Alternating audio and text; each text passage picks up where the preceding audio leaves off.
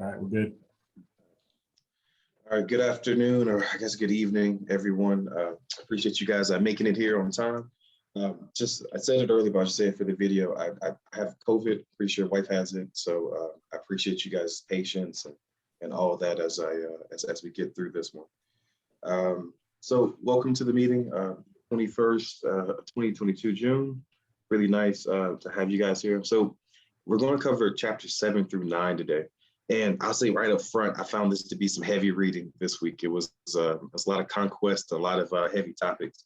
So I appreciate each of you being comfortable to have the conversations, and for me it was uncomfortable reading it, so I'm pretty sure it's gonna be uncomfortable having the conversation about it too. So appreciate you guys opening up and being willing to talk about it. So the main topics for this week, it's a lot of U.S. expansion. We talked about the expansion with Mexico, taking over land, kind of just the manifest destiny mindset, even touched into slavery and I think certain battles we had in the past. So establish ground rules. Please obey the golden rule and be respectful of each team's opinions, including statements made by the author.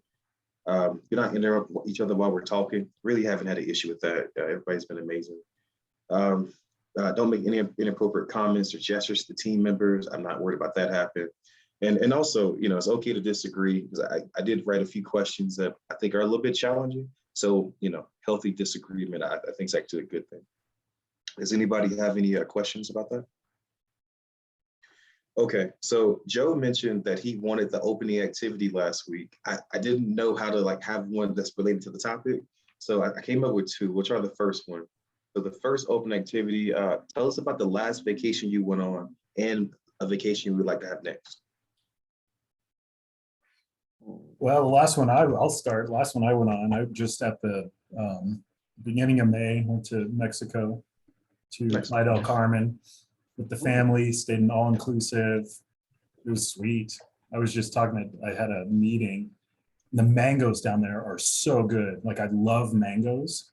And the mangoes there, I would get just like a plate full of mangoes after I finished breakfast.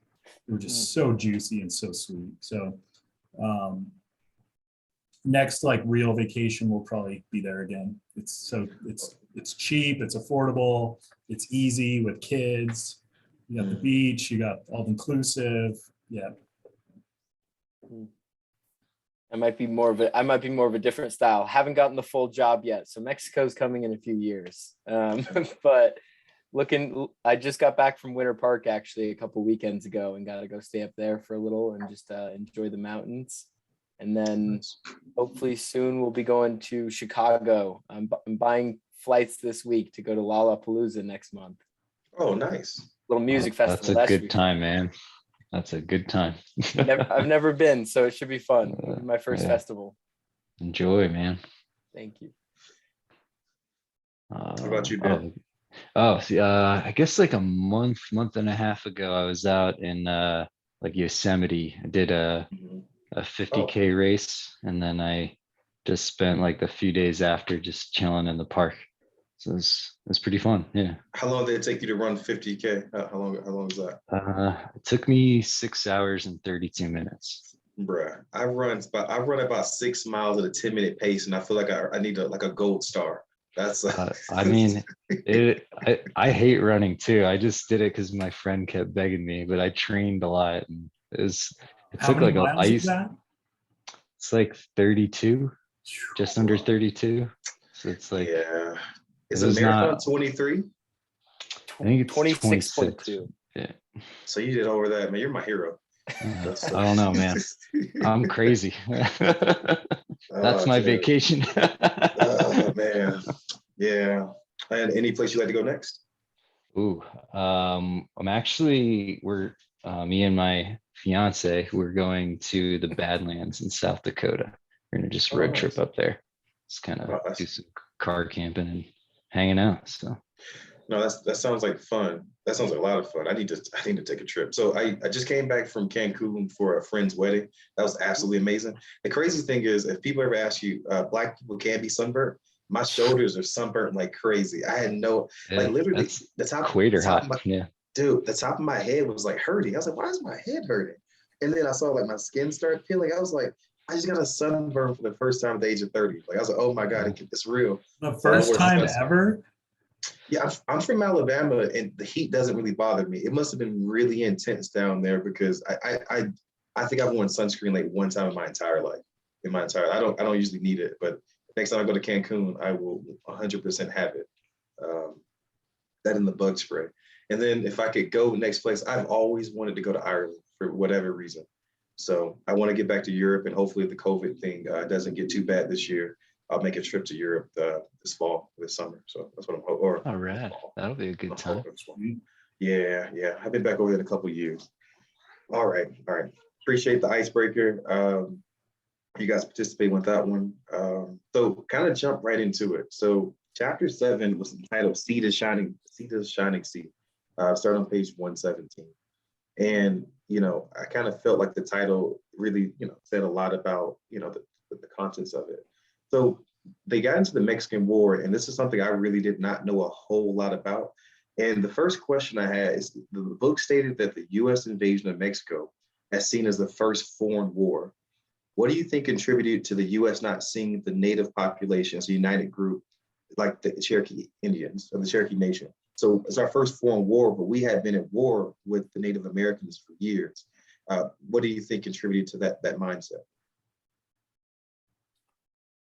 And I would say maybe it's like the first sovereign nation we went against, and maybe the government just didn't recognize the Cherokee as a nation, like an official nation, just a group of people. That's just my thought. Yeah, I think the all the different groups of Native Americans were kind of doing their own thing. They weren't, they didn't have this kind of combined effort. There wasn't like some government over everybody.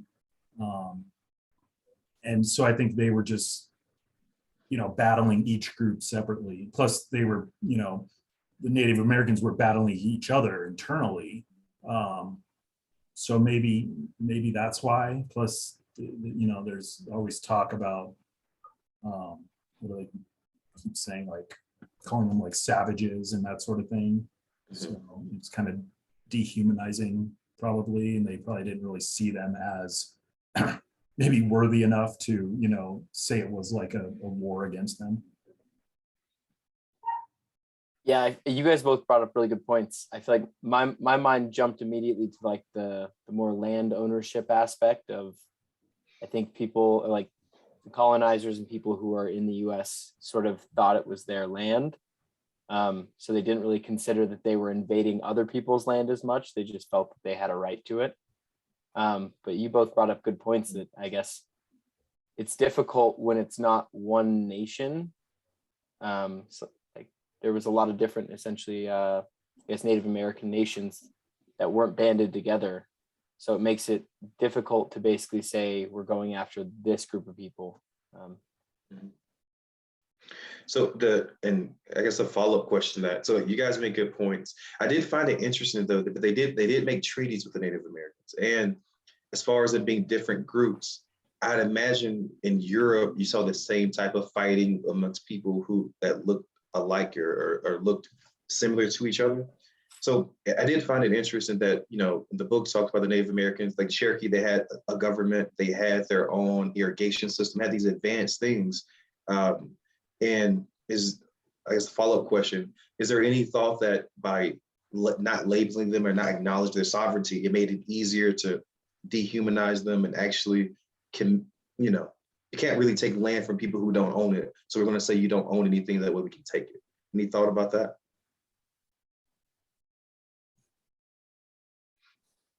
I guess I kind of like, I guess I never thought of it like that. I guess when my envisioning is like when they ran into each other, I don't like, it's almost like that Native Americans didn't even have a concept of owning land type of thing. Like, they're like, what do you mean we own the land or you own the land? I guess, but it's a different perspective. Yeah. Yeah, I kind of think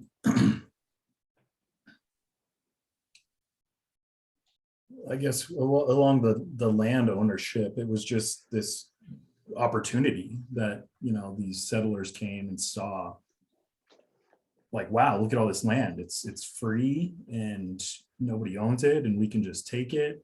And, you know, there was probably a lot of greed happening. I'm sure, you know, most of them were struggling back wherever they came from, you know, and they came here and just had all of this kind of to themselves. And it was probably pretty easy to justify, you know, taking it from these people. Yeah. Yeah, no, that's a good point. So now the next question, so this part kind of, I did not think about it the way the author did. So the author framed the US's fight for independence as different from Spanish-speaking countries that had been colonized in like South America. And the exact quote I have, so the US fight for independence in those Spanish countries were not seen as similar as Latin Americans who were indigenous owned their revolution, whereas the US was an intentional founding of a white republic based on eliminating the indigenous population. So the way I read the chapter was saying that, okay, when the South American and Latin American colonies revolted against their colonizer, they were revolting for their sovereignty in order to gain back what was theirs. And the author used the term of America trying to establish a white republic. You know, honestly, that's not how I kind of looked at our history, but I did want to pose the question of what merits, do you think there's any merits to that argument that the author made?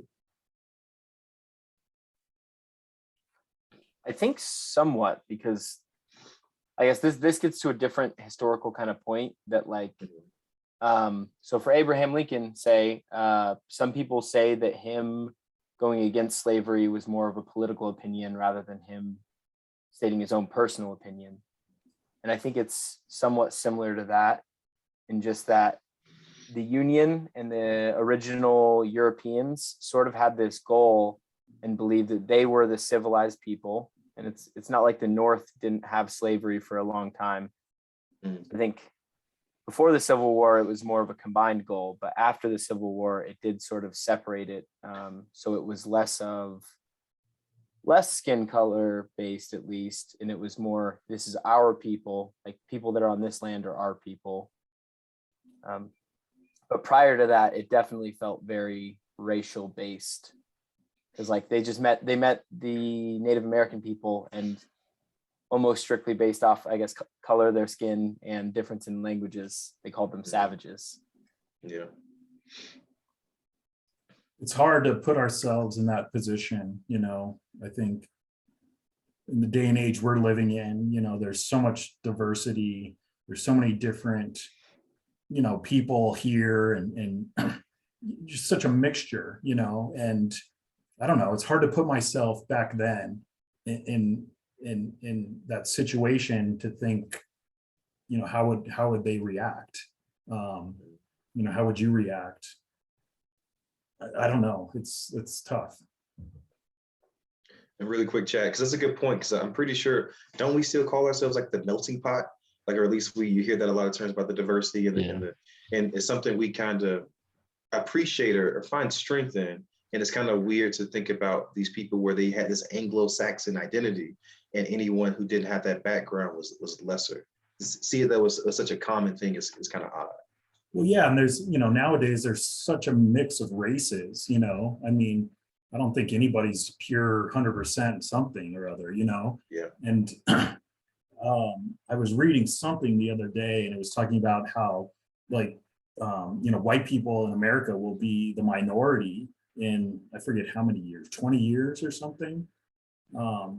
You know, so things are just so much different. And I don't know, it's like with the whole time reading this book, I just struggle with all these things, because it's like, well, that's not who we are now, you know.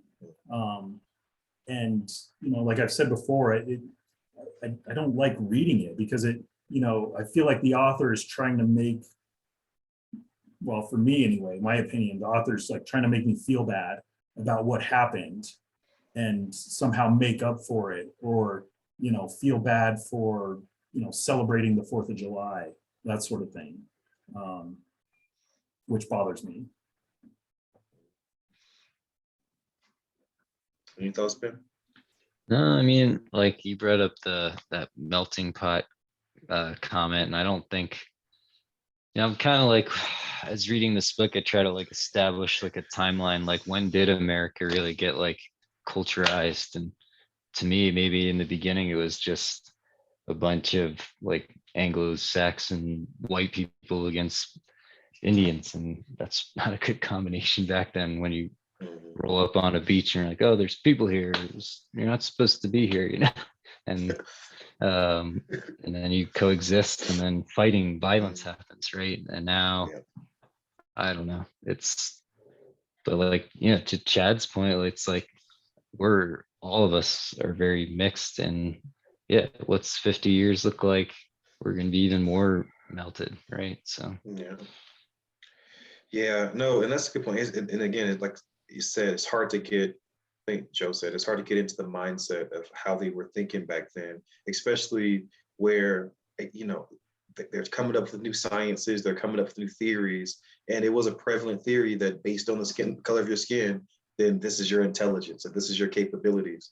And we all know, the majority of us know that's really ignorant now. But back then, they didn't really, it seems like they didn't want to know, or just didn't know better. And it led to some bad things, right? Yeah, I guess I'd marked off a couple spots in the book that I just would go back more towards, I think, your second question.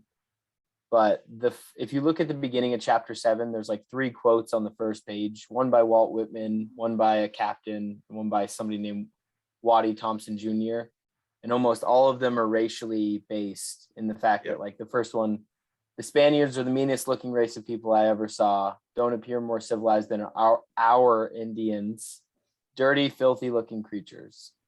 And then Walt Whitman's, I don't really want to say his quote, but basically just talks about how all the other races will fall before the Anglo-Americans, essentially. And this was basically right at the beginning of the Mexico War as well.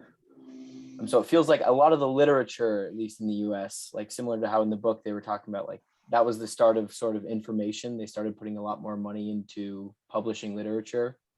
A lot of it was sort of based in racism as this was starting. No, that's a very good point. I'll just say a quick comment. I was talking to one of my coworkers. He's a white guy from Alabama. Most of the time when you meet somebody else from Alabama, you just like each other. He's a great dude. And I said the comment to him, I was like, in my opinion, you take a Southerner out of the South, and a lot of times once we leave that environment, we're kind of ashamed about some of the thoughts we had about different groups of people and the way maybe some of our families members were. And then we joined the military. Excuse me. And I think you have some of the best Americans you have, because we understand maybe some of the ignorance we were raised around. And now that we're in a more inclusive environment where we have a joint mission, that they're just caring people, and it just makes for a better type of person. And I kind of think that these people, they were so steeped, or not, I'm not sure the proper word, but they were submerged in this ideology. And I kind of imagine that themselves, the people aren't evil, their mindsets and their processes were. And if you pulled them out of it, they would be Americans just like us, who knew better if they were exposed to different types of things.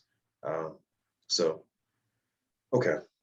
Thanks for the comment, Joe. Those quotes. And also, military dudes back then were reckless. Like putting that on paper and saying something like that. Like you couldn't get one of my commanders to make a comment like that and write it down in history. Like it could get fired immediately. It's crazy. No, it's definitely changed a lot. Just real quick before we jump on, I at least back to your point, Chad, of like the fact that the author, some of the statements they make feels like they're coming at more of like our history and like want to make you feel bad necessarily. I guess I went to a museum this weekend, or the Denver Museum of Natural Sciences or whatever. I forget the exact name of it. Essentially, they had a small museum part about Native Americans. And I think a lot of it was just having me consider, are we representing this in the right way? Are we showing the right things? And are people really learning what happened? Versus trying to make you just feel bad about what happened. Because I mean, it's like the whole thing with history is like, if we don't learn it, we're bound to repeat it, right? So a lot of it is just, I guess to me, it seemed more like a learning opportunity rather than coming at what we are doing now, you know. But I see where you're coming from in that a lot of this reading was especially hard this week. Yeah. Yeah, especially with all three chapters, they kind of just like flowed into each other where it's like, man, like we did more bad stuff. Like, ooh, like Yeah, it's just just seems like just hundreds of years of bad. Yeah. But like it's like, to me, I'm trying to like use this as like, you learn from history, right? And like I agree with Chad. Like I just don't want to be like bummed out because I'm an American now, you know, like I think that's the last thing this country needs right now. We have to get back together. Yeah. Yeah. No, that's a good point. So we kind of touched this a little bit earlier, so this might be a quick one. So there was a sentence or two in chapter 7 where it talked about the Native Americans or the Americans encroaching on Native American land. So the question I asked is, so the Native Americans did not have a constant land ownership, but they did have community territories, and they had their own areas or boundaries amongst each other. So the Europeans and Native American societies were so different. Do you think, or my question is, how could they have coexisted? So we talk about they don't have land ownership and the idea of I have a deed for this particular plot of land. The Cherokees and the Comanches, they had their territories that they looked at as their sovereign area. So how do you think they could have coexisted with the different way of not putting things down on paper? I think being cognizant of land that was important to them, because like it's something we still see now where there's corporations that kind of encroach on like sacred land, essentially. Like there's a lot of history in the fact that people lived there for such a long time. So I think the only way they could have is if they essentially like managed to learn a little bit more about their history and their people, and learn what places can we set up and like become friends, become traders, versus like essentially the US look of land ownership was more so I can buy this piece of land and that's all it is to me, is just like it's just money, versus there was a lot of history that they had that I think that's why it was more their land. It's like the importance that they placed on it, essentially. That's why it doesn't make sense when we forced them off their land and onto other reservations that was just a different piece of land. That's actually a good point. I think, I mean, there must have been some structure where the leaders of each tribe were, getting together and kind of setting up boundaries. That's another, we talked about this before, I've brought it up before about this book, is that, we don't know, because we've been out of history for so long, or, our history lessons, that, we don't know all that, went on. And it's, there had to be some sort of agreements in place, about boundaries.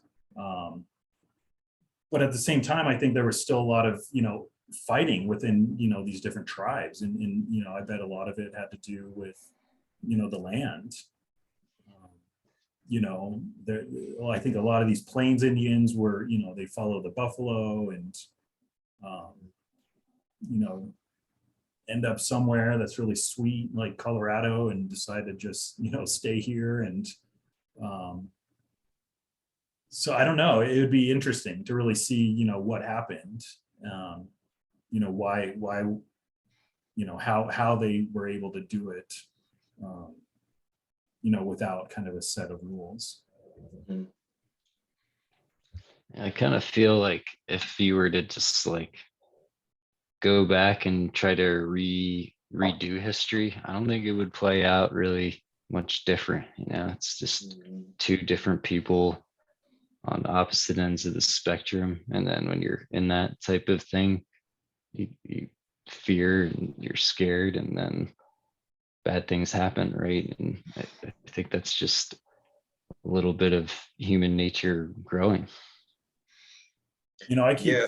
I keep thinking about, well, if these settlers from Britain and, you know, Ireland, wherever else they're coming from, if they didn't come here and settle the land, somebody else was going to. I mean, I just can't see this huge chunk of the world, you know, be left to, you know, I mean, I guess I don't even know how many Native Americans were in these tribes back then, but I can't imagine it was that many. You know, being able to just, you know, nowadays just kind of, this is their land. Oh, they own from, you know, Colorado to Missouri up to Montana down to Texas. That's like, you know, it just seems like somebody else would have then come in here. And, you know, I think that did happen with Spain and some other countries, but it just seems like it would have been taken over at some point. Yeah, the when I was reading this one, so I guess just being a military member, I have a different perspective on war. I kind of feel like it's hard to find a society that hasn't engaged in the battle of resources, right? So you've had Japan at times invading China in ancient history. Like Genghis Khan killed so many people that he changed the carbon footprint of Earth, right? But you know, you have these great leaders. I'm just using the word great because they're down in history. Like Alexander the Great, his entire life was about conquest, and he died on the road trying to conquer another area. So I think the teacher did make a good point last week that there were nations or people that came over here and didn't invade, but it's also hard for me to say that all war is bad, because the reality is we all fight each other, and I don't know how you remove conflict from the human experience. So I think I agree with Ben. I think eventually someone would have taken advantage. Now, would they have gone as far as the Europeans did? I'm not sure, but you know, it's hard to imagine that maybe a Native American tribe didn't come to dominate and wipe out the other ones and become a dominant force within North America. Yeah, it's a tough one. I guess like the big shocker thing was me is like how many, I didn't realize this went on for as many years as it did. And you would have thought Yeah. like maybe like 50 years tops, but it was a lot longer. You're like, dang, that's a long lesson learned, you know? Yeah, yeah. And the next chapter will get into that one because we'll kind of talk about the total war concept. There's like, man, like, you know, carpet bomb, scorched earth. But before we get to that one, this one was kind of interesting for me. So the question is, were you aware that the Alamo happened after the territory seceded from Mexico over slave rights? If not, or if so, does that change your perspective? I didn't know that one of the main reasons they did that was over slavery. I had no idea. I had no idea about that at all. Like, I feel like anything I hear about the Alma too is like very patriotic too, and doesn't have like a bad glimmer on it. If there's one thing that I do appreciate my AP US history teacher for, he definitely did drill that in, that there's a lot of misconceptions people have that are kind of rooted in patriotism for the Alamo, which I did appreciate. That was one of the few things I feel like I knew before that reading. I wasn't surprised actually. Yeah, I had no idea. Yeah, because we talk about the Alamo because, like, remember the Alamo? I'm pretty sure it's been like coins and shirts, and you know the way I was taught it is that you had these people who were surrounded and they fought bravely to the death, and there's honor in it. If I wonder how I would have felt about it if I had known, okay, they were fighting because they wanted to own slaves. I'm just like, oh, like, yeah, I don't know. I thought that was interesting. So, do you view the event different because of that, or should we look at it differently? I don't know. It's like it does like sprout a lot of American patriotism, like folklore, like Davy Crockett, all that stuff, right? And like that's a big deal to like a lot of people, like that legend or that lore, right? But like I guess maybe I just had my history all wrong. I thought we were like then we were fighting the Mexicans and stuff, but like I didn't realize that was what the Alamo was all about. So And just before you, I have a question that you kind of introduced it, Ben. So the next question, the last one for this chapter was, American heroism is a part of our culture. I think you often hear politicians talk about American exceptionalism. We're exceptional people. Do you think the American dream would crumble if we did not have the heroes of yesterday? Do you think we have to teach our history in a certain way in order to continue? Do we feel like we do in order to continue our forward progress and power? I guess personally, I feel like people nowadays need to find patriotism in different things. Because like back then it was very, I guess, very prescribed. And as we've seen now, a lot of it was very racist. But I also think that there is a lack of patriotism in the US generally. And like a lot of people aren't proud to be from the US, which like no matter what, we do have a lot going for our country. And I think there's different reasons people should start to find for patriotism. But can't really, I guess, learning history is still a good thing. Understanding all the history of it, what happened. But yeah, there needs to be different reasons now than then. Yeah, I feel like it's good to know the truth. I'd rather be taught the truth, but it's like we have to be a mature nation and be like right now, even a time in our nation's period, like we need to learn how to heal and like understand where we're different. And that's what used to be so cool about, like, I know this sounds really jacked up, but like the most patriotic days I think I can remember is days after 9/11. You know, like people, like it gives you, like makes your hair stick up on your skin, like type of feeling like this is a family thing, you know, we're all gonna deal with this together. And I think America doesn't need to have something like that extreme, right? But we do have to figure out a way to start healing, you know? I think there's a couple schools of thought with that.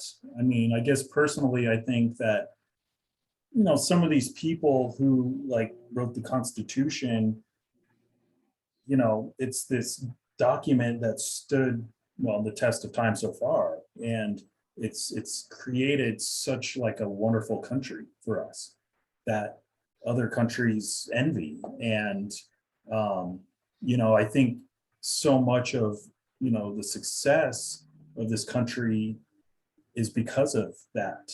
And, I think some of the people who were part of that, constructing and writing, maybe they weren't, they did some bad things, right?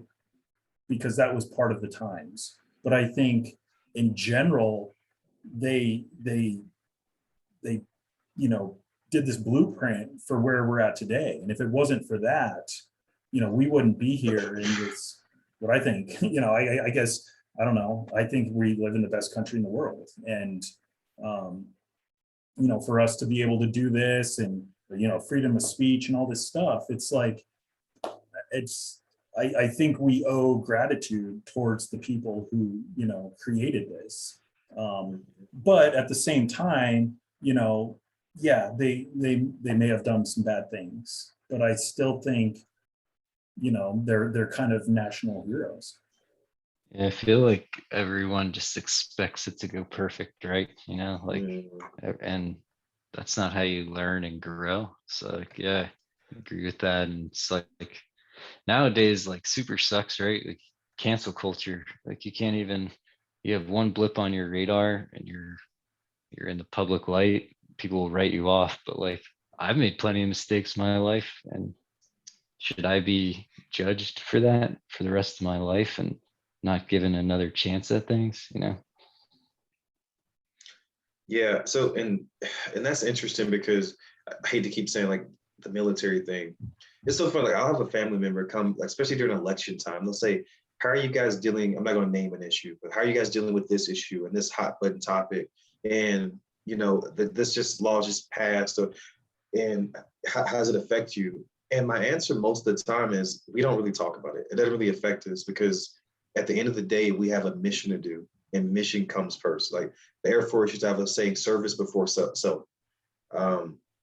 And it is interesting, like Ben, you said after 9/11 about how united we And I think that's very true. And I think a lot of times with our communication, people aren't actually trying to convince each other. They're not actually trying to talk as if we're the same people. It's just very divisive. But also it's communication that's not actually meant to like convince anybody or help anybody. Because we all, I'm telling you, if you were to talk to 18-year-old me, ask me about certain things that I learned in the South, you would probably say, oh my God, he's a terrible person. You talk to me 12 years later, and I think I'm a well-rounded human being that understands that life is not black and white. So it is disheartening to see the fact that we can't unite on certain things, because even the book at times, I'm enjoying reading the book, but if you look for negativity in everything, you're going to find it. And it feels like a lot of times where it's just like even the Revolutionary War, like they kind of ignore the fact that Britain was oppressive to us. And we just talk about how we were oppressive and how it was built. But, you know, they were being oppressed as well. And it's a complicated issue. But if you boil it down to a white republic, I'm like, whoa, white republic. And it's kind of, you know, it's hard. How do I process information without the complexities of everything else that was going on? So yeah, really good comments on that one. You got something, Joe? It just historical perspective is tough. I mean, there's very different times than we're living in now. Like I'm sure if you went back to ancient Egypt, it was a 3,000-year-old civilization that lasted longer than any other civilization, but there was a lot of bad things they did, right? And perspective always changes with time. So it is tough. So like while the people who wrote the Constitution did a good job in that we are standing 200 years later, I don't think it's wrong to admit that they had faults. Yeah. Everyone has faults, right? Yeah. No, and like I said, oh, go ahead, Chad. Well, Jeremy, you mentioned, you know, divisiveness, and I think that's the key right now to what we're living in. And you know, social media, I think the regular media, TV, is creating this divisiveness. You know, and I don't know how we get out of it, but that seems to be like a really big problem. You know, especially with the last few elections, it's kind of like pick your side and you know, you stick with them, and you know, if you're this or that, then I don't know. I just feel like it keeps getting worse. You know, and I think the media is blowing it up. I don't know. It's a tough one. No, 100%. So the moving to chapter 8 a little bit, and that was called Total War. I think it started on like page 132. Yeah, 132 is where it started. So this first question, man, it's a little charged one. So I don't necessarily expect like super long conversation, but I did find the wording for this one. So the author, I'll just say the question, then I'll say the comment. So the author stated that every settler in the South wanted to own land and slaves. If they didn't have land and slaves, they wanted to own land and slaves. They already own land and slaves. They wanted to own more land and slaves. Do you feel that was a fair depiction to cast that blanket over to say everyone, like the word was every settler of the South wanted that? Do you feel that was a fair statement? I mean, to me, that just sounds like maybe the rich class, and just can't maybe even label all of that on them either, right? I think the average man or average family could not just go and have a ton of land and assets, right? So it's like, I think that's maybe a bit harsh, but like maybe that was like the culture of the time to like, that's where you want to be. But it's like, again, like, how do you know unless you're there? Yeah, and really quickly, because the author said basically that was land and slaves were the economy of the time, and it was upward mobility. So if you wanted the American dream, basically you had to pursue slave ownership and land ownership. So I feel like, I mean, it's anytime you group large groups of people into one thing, you're going to have inconsistencies, right? Yeah. But I think that it was generally true, just because the measures of success were owning land and owning slaves in the South for a long time. So I think people that were trying to become successful that was generally their way of doing it back then. It's like, even though there was definitely some people who probably disagreed with slavery, they probably still wanted land. Things like that. I mean, there's always going to be outliers, but I definitely think in most of the South, that was probably the goal. Moving up is always the goal in life, right? Yeah. I guess it's hard for me to agree with that statement. I mean, I just think that not everybody thinks the same way, obviously. You know, people had other careers, you know. I guess I think for like right now, you know, I try to convince my friends, like, buy a house, get another house, get a bunch of rentals. They're going to be amazing. And they're like, no, it's too much work. It's like, I don't want to have to like go fix the dishwasher when it breaks.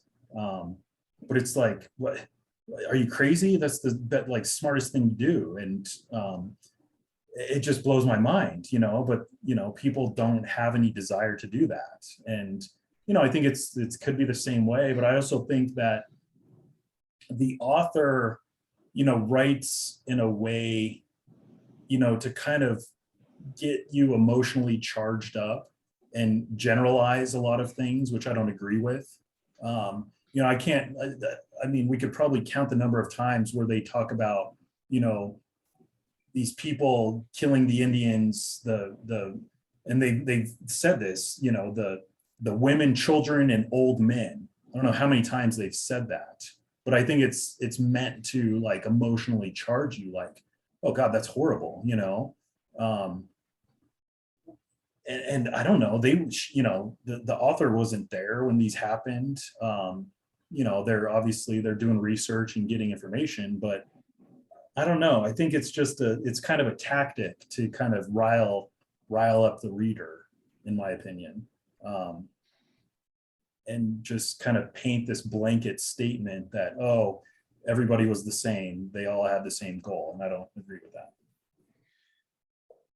Yeah, I guess just going back to the same section, I guess the only thing that I guess would pull from that more so is just that some people today, like her whole point was that those who even today claim that states' rights caused Southern secession in the Civil War, were arguing that slavery was not the cause. But if you look at the bottom line, all the plantation owners who, even if they were the top 1%, like a lot of the top 1% still runs our civilization today. If you looked at how their profits would change if they couldn't have slaves any longer and they had to pay people for their things, it would be losing money, undoubtedly. So I feel like it was a big motivator for the Civil War. And I guess that's more what I got out of that little group, less so that every single person in the South was racist. It was more just that the bottom line was they needed slavery to keep making the same money that they were. Yeah, so that's interesting. I remember when I was, I think I was in the 6th grade, and a bunch of us were waiting outside the school, and we were literally arguing about this because there were some students who were saying, because in Alabama it is taught for states' rights, at least it was back then. And then I would say, well, states' rights to do what? And that is to own slaves. That's what it was fought about. So I do get what you're saying with the 1%. They wanted to, I think Jefferson Davis, I think it was the vice president, said we need to maintain our peculiar there's an industry, is a word he uses, how you talk about slavery. I do agree with Chad on the point, though, that a lot of the stuff is, I think words matter. And I think the author could have gotten the same point across without painting everyone as being the same, because there were people in the South that did not want slavery and that weren't for it. So again, I kind of felt like the author could have been effective without doing it. But the reality is just like we learned the Alamo, it was a huge motivator. It was the economy and the currency at the time. Well, but you look at today, and Colin Kaepernick made some statement. You guys know who Colin Kaepernick is? Yep. You know, he made some statement about, NFL owners, basically being slave owners. And, so I think there's, people have different ideas of what it can be. It's like, well, I'm a slave because I work for the man, and you know, 9 to 5, they own my life, and all like, you know, I get 2 days off a week, and you know, I think that can get distorted, you know, people's vision of what it actually is. I'm talking about nowadays. I get what you're saying. Yeah, I understand. You know, looking back at it though, I can definitely see your point. Like she says every settler in the southern states aspired to own land and slaves to own more land or more slaves, and then finishes the paragraph off with most non-slaving or non-slave owning settlers supported and fought for the Confederacy. It's like, could have just said the last sentence Yes. versus putting it on every single person, right? So I can see where they're drawing out the literature to sort of get you a little more riled up, maybe. Yeah. And this whole chapter had a theme of I talked a lot about slavery, and what I found interesting and a couple questions pertaining to it was Jefferson Davis said peculiar institution. He said we fighting to preserve our peculiar institution, and that's what he was meant by slavery. I had a brain blast. Okay, so the question is: should the Native American nations be judged for supporting the Confederacy? I think the book said about 7,000 fought for the Confederacy. They saw the Union as the greater evil, but in my opinion, you know, there are few scars on our nation larger than slavery. So how do we view the Native Americans, some of them fighting to maintain that peculiar institution? You're bringing the heat, Jeremy. And I mean, I guess I know I felt very weird reading that like there were Native American people supporting them, because if a lot of people then had their ways, like there was already indigenous people that were enslaved in the South.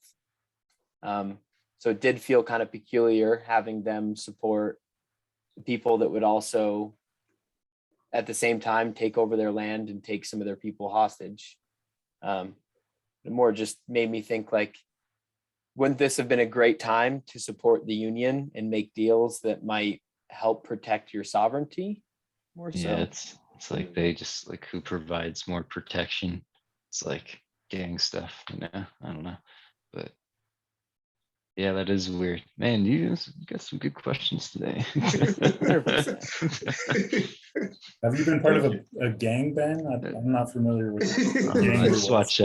watch a lot of TV. So Sons of No. Anarchy, Mayans, you know, stuff like that. Great shows. Great shows. Great shows, right? Yeah. You know, Can't stop. you know, I think what we probably don't know a lot about is like Native American Indian tribes, you know, having their own slaves, whether it's their own people or somebody else. So I mean, if you state it the way you did, Jeremy, it's like, oh yeah, I mean, like you said, like slavery is like the biggest black eye for the country. And you know, if the Native Americans are backing this and they're for it, you know, I think it makes you feel a little different about things then, you know, like, well, yeah, then we should have taken them all down, right? You know, if they agreed with the Confederacy, I don't know, I guess it does feel a little disingenuous that the author didn't bring up the fact that I guess Native American peoples didn't feel adverse to like prisoners of war. Like they would take other people prisoners of war. But I mean, at the same time, I guess it just felt like they should go with who, like Ben said, who provides the most protection. And it might be a great time to make a deal to protect yourselves a little bit more with the side that looks like it might win, essentially. Yeah. And I think the author would probably argue that they made that decision on what side to fight for, maybe out of desperation. I do think that argument kind of removes their agency, saying, well, they had to do what they had to do to survival. But the reality is, I mean, you know, maybe I'm biased, but if you're telling me you're fighting for slavery, it's hard for me to understand that much more than that, because you're on the wrong side of history. And what you said, Joe, actually kind of goes into my next question. So I'll read what I wrote. I said, so were you aware that the members of the 5 civilized nations owned slaves? the wealthy owned slaves, much like the white elite. What does it say about these people that they were also the oppressors given the opportunity?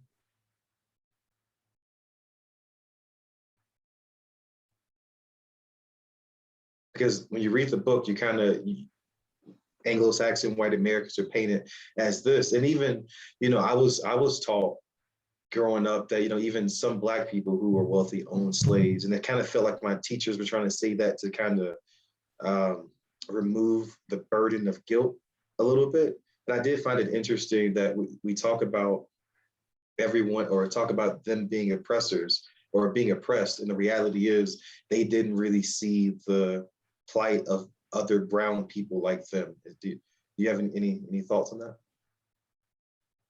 I think that's a good question. It's tough. Again, I keep repeating myself, but not knowing, the other history of what's going on with us just reading this book about, maybe the Native Americans didn't like us in the same way because we weren't the same color as them, and, maybe they wanted to kind of wipe us out because we weren't the same as them. I don't know. It's hard to say because, this book doesn't speak anything towards that. But, I think that could be a point. I don't know. If they didn't have a little residual racism after being, I guess, all their land taken away from them after a long time, and a lot of different nations having all of their things and people killed, I would be surprised more so, because after a certain point of another people, or the Anglo-Saxons coming in and doing that, I would think they would feel a little bit of racism towards them, because there's been a lot that happened that would justify that, essentially.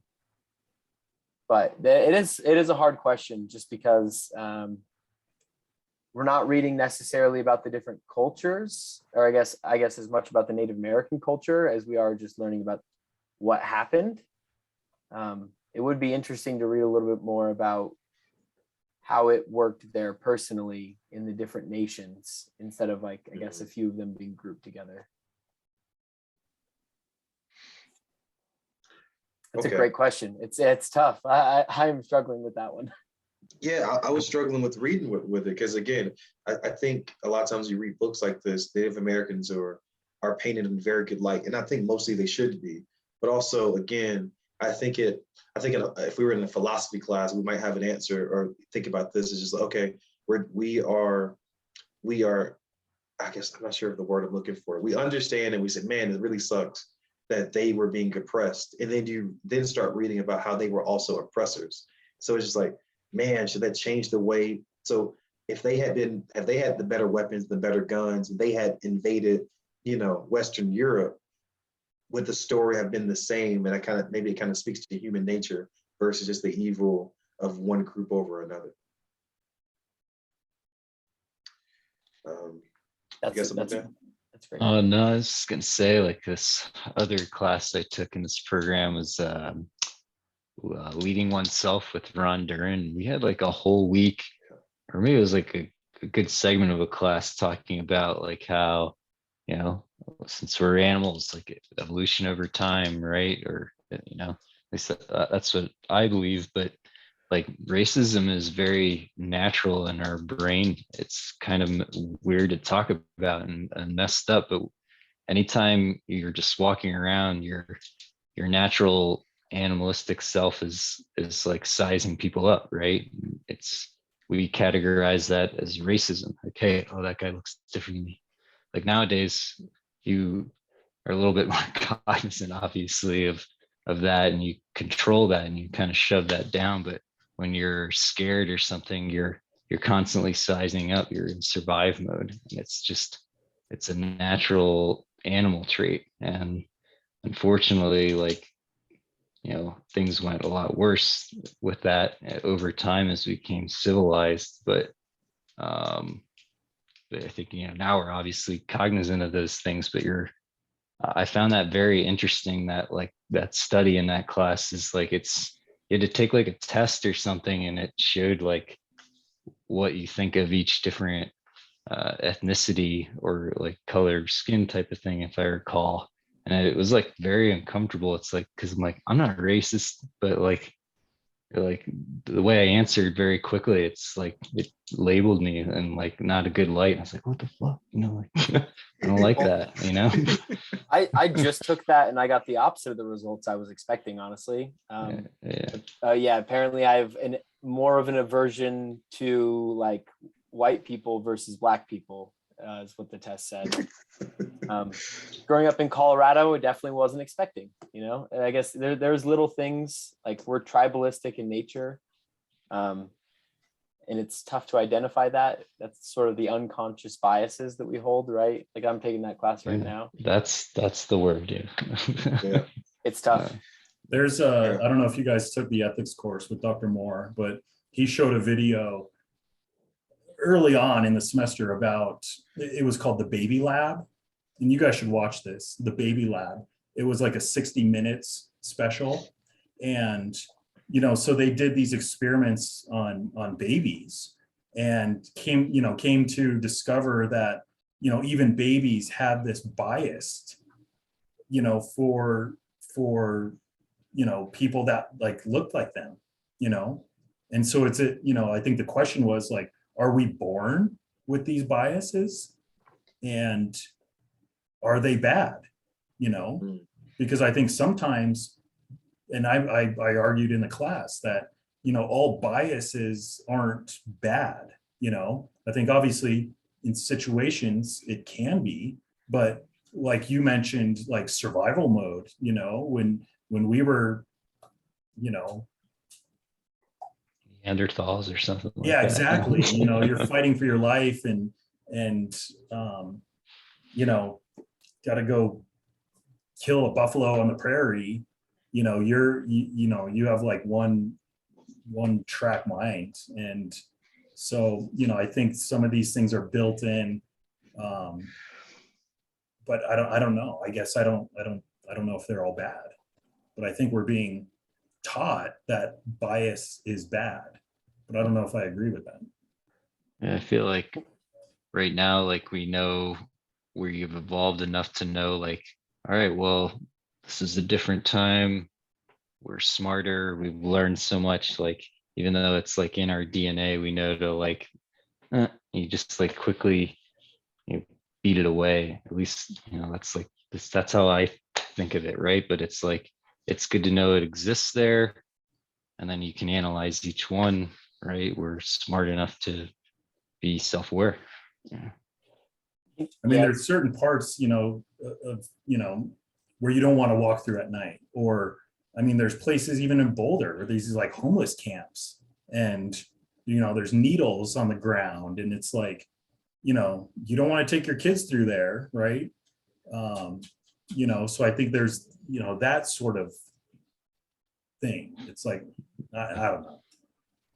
A big thing I've seen recently is just recognizing bias too. Like, you're right. It's probably a good thing that I have a bias against bears. Like, there might be a bear that might not kill me, but it's good overall. I have a bias against bears, but recognizing where the biases come from and like what biases you have can just be helpful for like moving forward and not treating others differently, essentially. Yeah, because basically, because when I was in California, first time really seeing homeless people, and I would not walk through a Skid Row at night. There's no way I'm doing that. But also, I don't think we should say because you're homeless, you don't have value. And nobody said that. I'm just pointing out the fact that bias is good because it keeps me coming back home to my family. But also, maybe I should have the other part of it where it's saying, hey, maybe help these people out and not let them just be homeless. Like, if they want help, then and do the help them. So I'm not, for sake of time, I'm gonna try to get like maybe 3 or 4 more questions. So this one, just bear with me because I have to write a little bit about it. So we're shifting conversation kind of to the way the war was fought. It's very interesting. They talked about General Sherman. I will claim something. Don't laugh at me, guys. My favorite book is called Gone with the Wind. It's about a person, Margaret Mitchell, and as a Southerner, I was very much aware of how when the Northern armies, notice I said Northern, right? The Northern armies came and invaded the South, how they took a total war approach. So I was General Sherman is kind of talked about the boogeyman when you talk about history, and they don't really say anything about his military brilliance other than the fact that he burned Atlanta. So the question is, the Americans took a total war approach in fighting the Native Americans. The book states that they studied the tactics of European colonizers to inform theirs. This means the actions it does not excuse the actions, but this means they have been employed by other nations. Was America under an ethical obligation to scale back the destruction towards the Native Americans?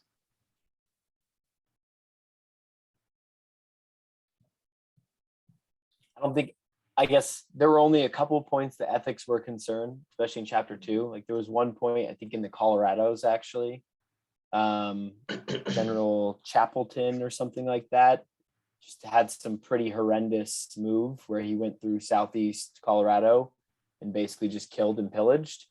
And ethically, even the indigenous people's representative or correspondent in the United States government put out a notice and said this was terrible, like this was unprovocated bloodshed. And so like they were starting to think about the ethics a little more then, but I still think there wasn't any consideration for ethical concerns by a lot of people then. Even though they might have had a moral duty, how we put it now, like looking back, we would say they had an ethical duty to not. But back then, I don't think they considered any sort of ethical morals like that. And really quick comment, because I do like ethics courses. Morals are individual, right? Each of us, 4 different people, have our own morals. Ethical things are agreed upon foundational things that we all, if we all decide that we're going to stone anybody that eats cheesecake, if we all vote and agree with that one, that is not ethics. So, did they have a code? I don't like bringing morals into war, but they carpet bomb this place. What do you guys think? Yeah, I think it's kind of a messed up tactic. I mean, I don't agree with it, but it was probably just part of the way they conducted business back then. I mean, we didn't have what is it, the Geneva Convention? Yeah, that kind of sets the standard. We didn't have these kind of international systems in place, so it was kind of just free for all. I don't know. What's the saying? There's no rules in love or war. It's hard to, no, I don't think anybody thinks it's okay, but it was just the way they did things. I mean, from a total strategic sense, it makes sense. But it's like, when does enough people's morality come into play to say, hey, well, yeah, this makes sense. We can win wars faster, but this is also wrong. Like we're seeing that today on the news with Ukraine. They're playing dirty over there, right? Or at least that's what's on the media. And it's like maybe one of the rare times medias agree with each other. But so it's like, I don't know. I don't know how to answer, but it's like when does enough people summon to make it ethically wrong? Yeah, I appreciate that clarification too of ethics and morality. Because I guess morally they should have had the responsibility to stop, but ethically, I guess they didn't, because the group think or the conglomerate of what people believed wasn't that they should stop. That's a weird thing to think about, because I guess they were all believers in God. So I guess they should have some of their morals dictated by the church there. Exactly. I know that's and they chose this. Yeah, and I was actually literally going to, I think I was reading my mind today. I was going to say the fact that a lot of these, they use religion to justify a lot of their actions. And I think there's real danger in picking and choosing the parts of the Bible you want to read to justify destruction, because most of the Bible or the Quran or whatever book you're reading is really about peace. And it's a bit of a contradiction there. So there was another, and this is I guess, last question I'll do for a chapter, or for this chapter. So they had a quote said, "Kill the Indian and save the man." Is there any good to be found in the Department of Indian Affairs programs to strip the Native Americans of their culture? Do we still employ assimilation today? Repeat that. Oh, so I apologize. So there's a quote in the book that says, "Kill the Indian and save the man." Is there any good to be found in the Department of Indian Affairs programs to strip the Native Americans of their culture? And second question, do we still employ assimilation today?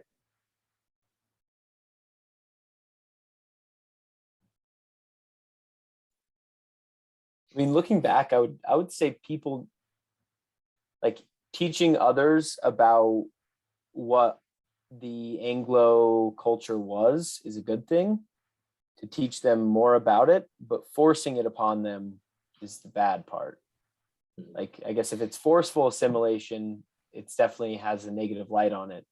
But when you're just offering information and more, I guess, learning of how the new culture that was taking over a lot of the country was going to function. But we do still see, I feel like, assimilation today. There's been more and more pushing recently to, I guess, more trying to celebrate individual cultures, which is a good thing because there's a lot of history that I think could be lost if we don't. But it still definitely happens. I kind of feel the opposite. I feel like we don't assimilate any longer in the US. And like you just said, Joe, there's been a push where, and I think I mentioned this, I don't know if it was last week or the week before, just about, going to the store and, signs being in 5 different languages. That wasn't the case, 50, 60 years ago. Anytime you call and you're some robotic phone service, to ask you if you want to, hear everything in Spanish. So I think we used to be a lot more assimilated, or push for it. But nowadays I feel like it's kind of just let everybody be the way they want to be and see how things work, Yeah, I guess part of the tactics I was thinking about more so, I guess it was a little while ago, but just the fact that like when we took a lot of land, we basically gave them casino rights. And it's like, even that is a subtle form of assimilation where it's like, we may have taken away a lot of your land in history, but we're going to give you rights to operate a casino, which our culture can then use. But that's, I guess, it's more modern form assimilation versus what we would have seen back then, like religious, like pushing our religion on other people. I do agree, though, there's been like, I'd say there's been less nowadays than there used to be, without a doubt. Yeah, I'd agree with that too. Yeah, I mean, I don't know. That's a hard question there. Yeah, well, because it's interesting because when I lived overseas for the 3 years, and I felt very ignorant that I was one of the only people that everybody knew like 3 or 4 languages, and everybody knew, and a lot of times knowing different languages opens up different pathways of thinking. And I know like a recent example, and I'll give the danger of maybe wanting people to be just like you, because Germany was kind of going through at the time.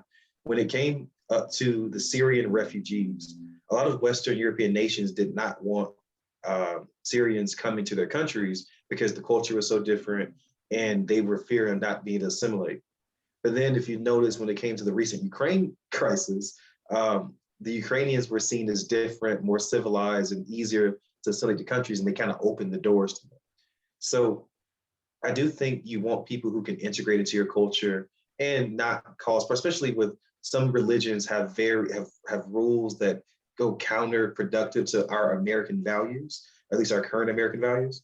But I do think there can be danger in saying that a part of the assimilation is that we're more comfortable with people that look like us assimilating to us. And I think you've seen that throughout history a bit. But also at the same time, in Germany, there were problems with people coming through with certain religions and oppressing women. And it caused problems that we did not want in Western society because we don't we believe people have equal rights.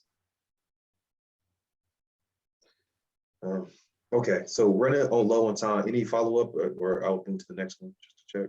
You guys We've got good? some great hitters today. Dude, You're coming up with some great questions.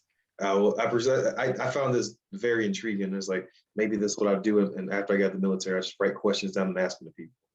Okay, so chapter 9, I only do chapter 9 kind of flowed into chapter 8 with me, so I didn't do many questions. So I'll combine 2 of the questions that I had. So yeah, I'll ask 2 questions. So some would argue that the Americans took their actions in the name of progress. So first question, can these actions be justified? And then to tail in on that one, America has long extended its might abroad. Can these actions, so our military, our culture, we interfere with a lot of people's politics, honestly, and they interfere with ours as well. So America has long extended its might abroad.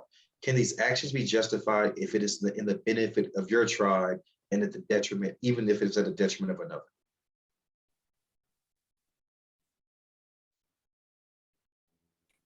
I think people still have a hard time with that today.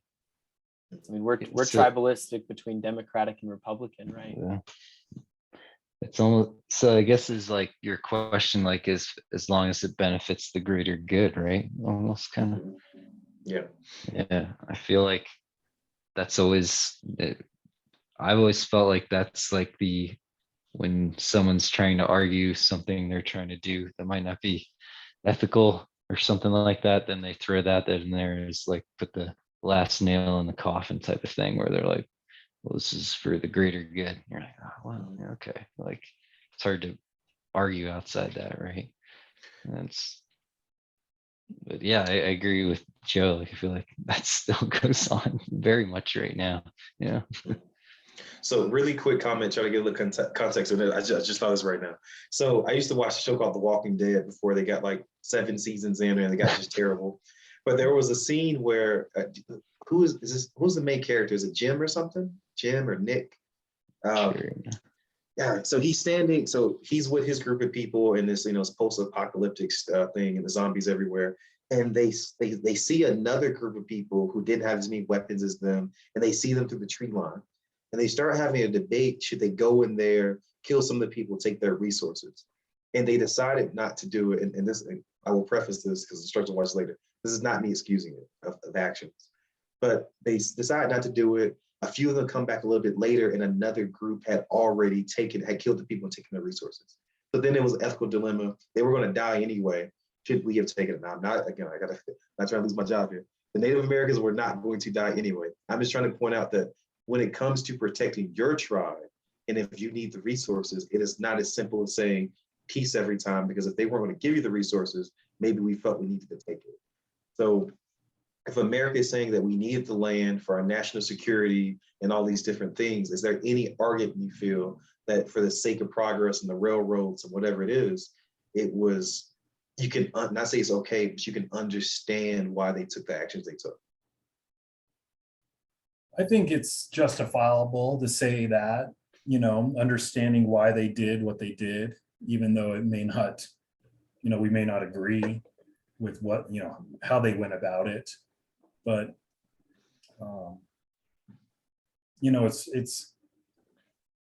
it's hard to think about, it just seemed like,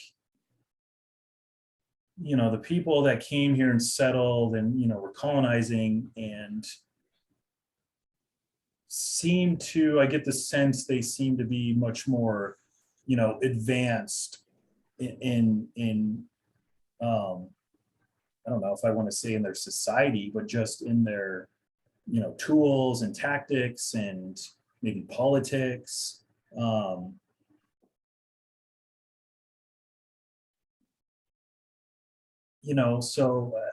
I don't know. It's a tough question. I don't think that justifies anything, but, they just had this kind of to outsmart the people that were already here, to understand, what they could have and how to go about it. So I think it's understandable. That was a great analogy just because I couldn't imagine a world now where we only have half the United States. Like imagine if we were just in 13 colonies still. It wouldn't be possible, right? Like people at some point would have pushed further and further because there's just more land. So yeah, it's tough, and I feel like it depends on what your idea of the greater good is. Like Ben had brought that up. What is the greater good? And I think that shifts from person to person, and depending on that, you can say it is justifiable. Yeah, you got something there? It's like it's the American nature to grow and try to find new frontiers and stuff, and then sometimes maybe that priority gets in your way of doing maybe the right thing, right? Yeah, it seems to me that, in hindsight is 2020. We can look back and see things different, and it seems like there was just a terrible storm and combination of deep-rooted racism and a lack of resources and oppression in other places that did not lend towards people seeing somebody different than them as equal. And even just the way wars were fought, because I mean, it's a factor throughout history. When you, I think the term is razed a castle, burned it down, everybody's dead. Like you lose this fight, we're going to starve you out for a couple of years, eventually run out of food, they're going to run in there, we're going to kill everybody. And that is how war was fought. And Native Americans did not fight war that way. And our way of fighting was much more brutal than theirs. And the reality is, many times, if it's not necessarily just a skill thing, whoever's more violent will win the fight.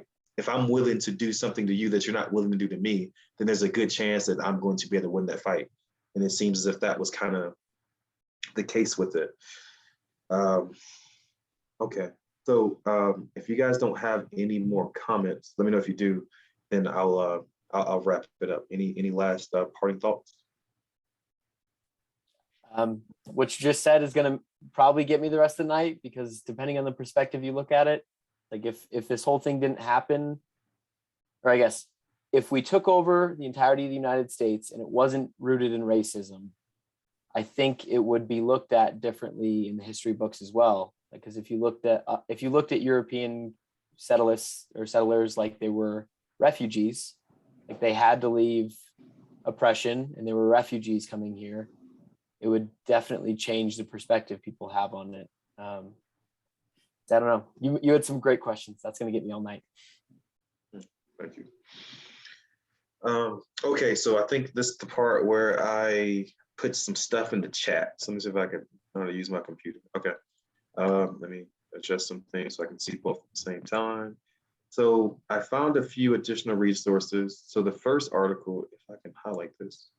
Sorry, guys. Am I going to paste? Okay. So the first one is on the history of Geronimo. I didn't have many questions on it, but I did find it very interesting. I think the study of leaders are very important. And I think, I'm not into reinventing the wheel, and I try to do my best. Like when a good general comes out with a book, I try to read it. That way I can kind of learn. So a little history of Geronimo from the History channel there. I found, since we were talking about the conversation of genocide, ignore the little A right there. I just had everything like numbered. This article, let me delete that part. Were about the Native American genocide. I like the History Channel, so it's just kind of talking about the genocide. And the reason I looked this resource up, I was just curious if anyone really painted it as genocide versus just the book we're reading, and what was the common knowledge in that. And then one more resource, the last one, I had no idea that Native Americans occupied Alcatraz as a form of protest. So I wanted to find an article on it just to talk about what they were doing. And that's kind of what that one is. So 3 resources right there. So please read those, check them out. I found it to be interesting reads. So they wanted me to do an anonymous evaluation. So after this, can you drop stuff like it's actually gonna not drop this. And if I can't, I'll just email it to you guys afterwards. Let me see if I can drop something in the chat. Nope, I can't. So I don't know how to share things on here. So after the video on Canvas or whatever, I'll email you a feedback form. I'm assuming that the, I think was it they call it teacher's assistants, TA. I think the TA wants you to maybe email him or her, not sure, or in the teacher, the feedback. So if you guys have any feedback before me, I'll take it, but they wanted us to use this form. So I'll push the form to you after this session. Okay. And let me look at my facilitation plan. Yeah, and that's what I really appreciate the input. Like I said, I felt like I really, these questions, these chapters really intrigued me, especially chapters 7 and 8. Appreciate you guys willing to have the uncomfortable conversations. And I definitely took a lot away from it and hope you did as well. So if you don't have anything else, Chad, you can go on. Any comments, please have. If you have anything, go on to end the video, and then we'll talk about anything we have to do for our project. Great. Thanks, Jeremy. We've done it for everyone else. You did a wonderful job. No, appreciate it, bro. Those are some killer questions, man. Thank you.